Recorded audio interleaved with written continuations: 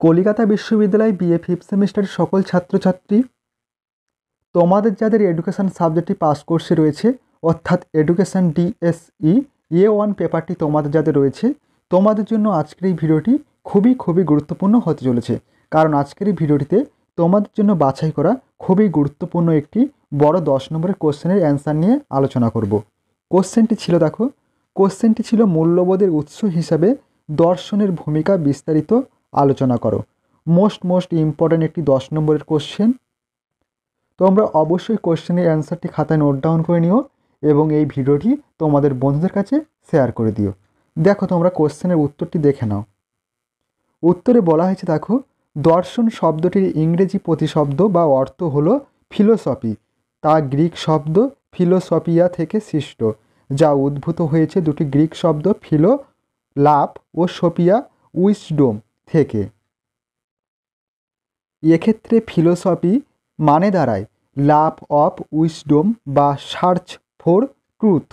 সুতরাং দর্শন বলতে আমরা বুঝি প্রজ্ঞা, বিশেষ ধারণা, উইসডম নির্ধারণের জন্য অনুসন্ধান বা সত্যানুসন্ধানকে।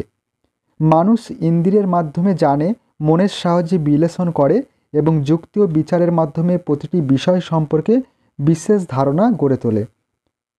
এই প্রজ্ঞার সৃষ্টি, যাকে প্রমা বলা হয়, তা দর্শনের অবদান।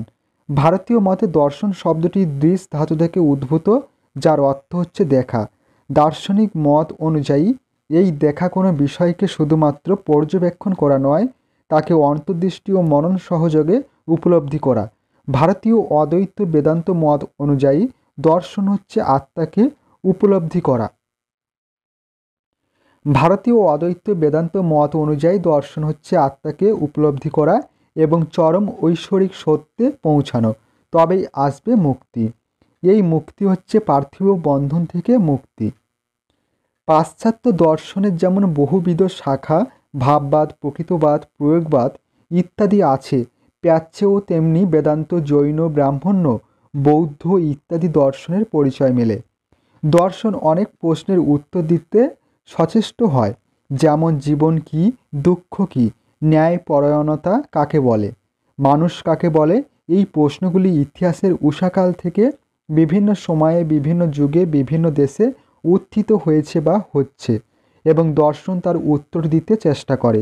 অতীত থেকে বিশ্লেষণ করলে দেখা যায় জীবন জিজ্ঞাসার পথে দর্শন বিভিন্ন বিষয়ে ভাগ হয়ে যায়। যথা: 1 নম্বর রয়েছে পারমার্থিক সত্তা সম্পর্কিত বিদ্যা, 2 নম্বর ভাগ জ্ঞানতত্ত্ব, 3 নম্বর ভাগ পরম কারণবাদ।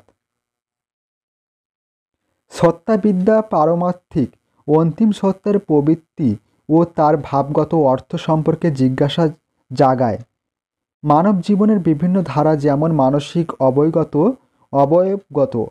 অবয়বগত এবং আধ্যাত্মিক জীবন জিজ্ঞাসাকে তুলে ধরে।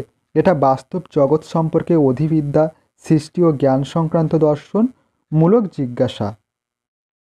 জ্ঞানতত্ত্ব হচ্ছে জ্ঞানের গঠন, পদ্ধতি ও যথার্থ নির্ণয় সংক্রান্ত পরীক্ষামূলক দর্শন। আর পরম কারণবাদ হচ্ছে অধিবিদ্যা ও জ্ঞানতত্ত্বের ফলকে কাজে লাগিয়ে জীবনের উদ্দেশ্য ও মূল্যবোধের পথে সমস্যাগুলি নিরূপণ করা। এছাড়া আছে দর্শন বিচারকগণের নিয়ম ও কৌশলগুলি বিবৃতি করে, যাকে বলে যুক্তিবিদ্যা। ন্যায় ও অন্যায়, ভালো মন্দ বিচারের নীতিসমূহ নির্দেশ করে, যাকে বলে নীতিশাস্ত্র। সুন্দর অসুন্দরের ব্যাখ্যায় নীতি নির্ধারণ করে, যাকে বলে নন্দনতত্ত্ব। দর্শনের কাজকে ভিন্ন ভিন্ন দার্শনিক বিভিন্নভাবে ব্যাখ্যা করেছেন। কেউ বলেছেন এর কাজ অনুমান নির্ভর, যুক্তি সাপেক্ষ, প্রমাণ নির্ভর নয়।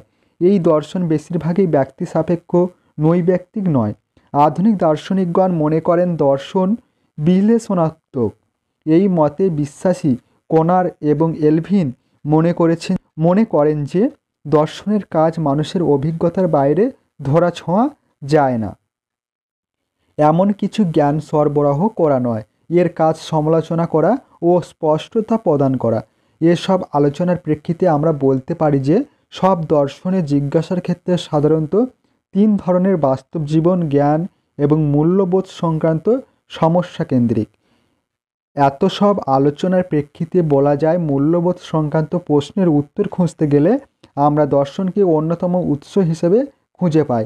প্রশ্নগুলি সাধারণত হলো, জীবনে অর্জন করার জন্য বাঞ্ছিত মূল্যবোধ কোনগুলি?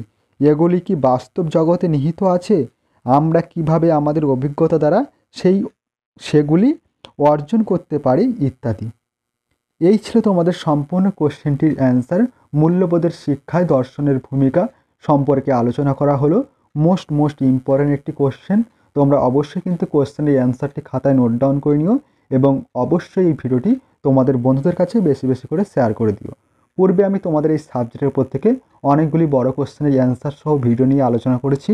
তোমরা যারা এখনও পর্যন্ত সেই ভিডিওগুলি দেখোনি, অবশ্যই তোমরা এই চ্যানেলে গিয়ে সেই ভিডিওগুলি দেখে নিও, অবশ্যই তোমরা উপকৃত হবে।